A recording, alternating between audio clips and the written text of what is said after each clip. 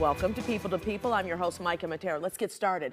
Every student deserves to blow off some steam now that the weather's warm, but experts warn of the so-called summer slide and the fight to retain what they learned during the last school year. One of those experts is Michelle Williams-Johnson. She's the founder and owner of Passport Achievement Lab. That's in South Holland. Michelle says with the right game plan, you can start the next school year winning. You can't tell me I've got two kids who are right now just doing nothing. Yes, so absolutely. How tough is it to get them, first of all, to remember that it's summertime, but you still have to keep working? Sure. Well, the first thing is, at this point, to make sure that they have some type of engagement, something that keeps them active and that's fun and that they enjoy.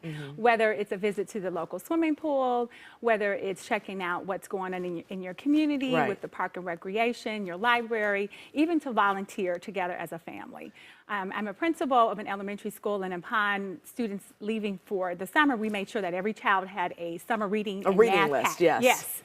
So that was, and it is an engagement in which parents must participate with their child to complete.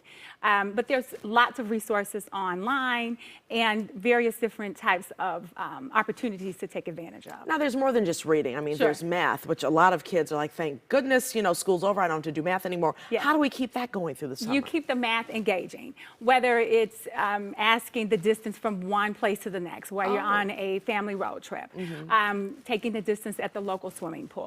Just make it relatable. Now, what ages are we talking about here to keep things going? Should we start from the beginning to up through college, or? Well, I would definitely start with, of course, 1st through 8th grade, and then, you know, high school students, they need that level of engagement as well. Encourage them to do some volunteering at the community, local community churches, organizations, and then, of course, with the little ones to make sure that they're involved as well. Should you put them in a summer school? Should you put them in tutoring? I highly recommend if their school offers a summer program to see if they could participate, if they qualify. At this point, most children who need a bit of intervention are the ones that they select first. I'm the owner of Passport Achievement Lab, a learning center in South Holland, and we offer an extensive program for reading and math, enrichment and intervention for high school students as well as 1st through 8th grade students. One of your things that you say is to keep a journal. What good comes from keeping a journal? Well, you know, you can document everyday activities. That's one of the return activities back to school in which teachers ask, what did you do over the summer? Exactly. It's the oldie but goodie. It's been around for a very long time. And they just go back to their journal. And to take pictures. With technology now, you can make a video journal, which is highly recommended for students to share. And that'll keep them busy throughout the day. Yes. Now, keeping them busy throughout the day, you mentioned like doing volunteering things. So it's not necessarily sitting down, putting pen to paper, or going on your iPad and documenting math or anything like that, but to keep your mind moving in some way. Exactly.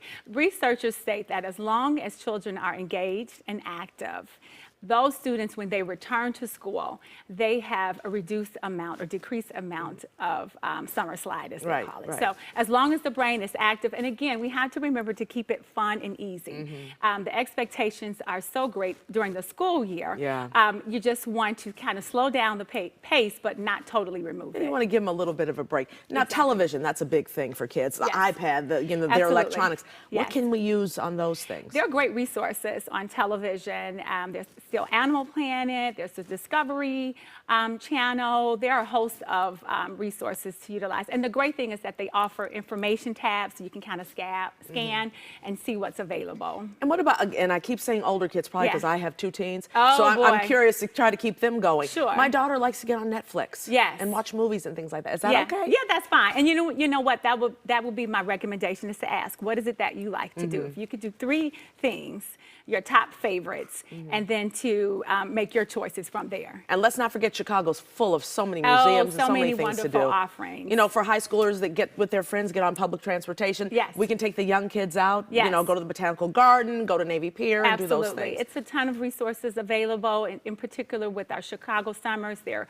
free days. We just have to do a bit of research. Yeah, the idle mind is is the Devil's Workshop, so we want to keep them moving and keep them going. Yeah, and tell me a little bit about your website real quick. Sure.